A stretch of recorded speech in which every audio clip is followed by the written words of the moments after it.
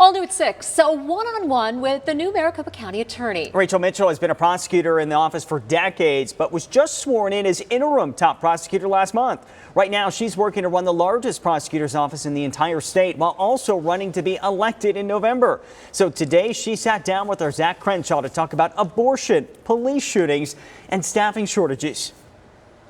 Right now, there's a staffing shortage in the Maricopa County Attorney's office. We are 20% down right now, pretty much across the board as far as staffing, attorneys. That shortage has ramifications, like overworked prosecutors with large caseloads, delayed trials made worse by COVID, and a year-plus backlog of criminally reviewing officer-involved shootings. And it's not fair to the families to wait that long to hear something. It's also not fair to the officers, so we've been focusing on that. Just last week, Rachel Mitchell announced her first high-profile decision when she cleared the Chandler officer who shot and killed 17-year-old Anthony Cano. But since early 2017, criminal charges, I think, have been filed once by this office, and officers have been cleared at least 206 times.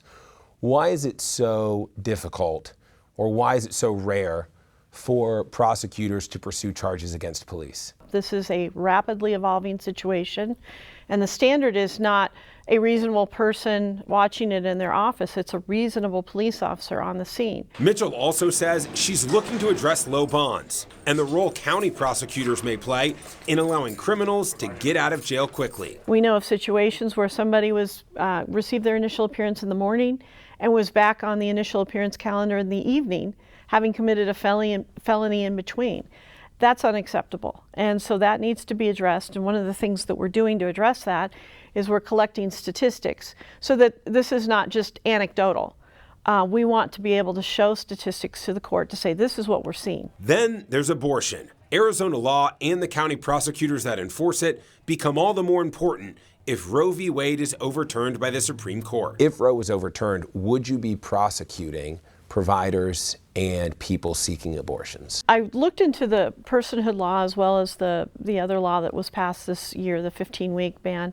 And I think what people are missing is that the legislature has shown a clear intent that people seeking abortions are not to be prosecuted. It sounds like you would not prosecute individuals seeking them. Is that correct? I don't think that that's where the law is going, so yes. But what about providers in particular? With providers, yes, the legislature has made a clear statement with the bill that they passed. So we would look at each case that came in. What I'm not going to do is I'm not going to sit here and say, I will just absolutely not follow the law in that regard. That's not my role. Now, the reason we spoke with Rachel Mitchell is because she's the acting county attorney and is going to be dealing with these issues for at least the next 5 months. She does have challengers in the upcoming November election, though. The Democrat, Julie Gunnigal, is running on a more progressive platform, while her Republican challenger, Gina Godby here, is a career prosecutor like Mitchell and spent decades in the Maricopa County Attorney's office. Zach Crenshaw, ABC 15, Arizona.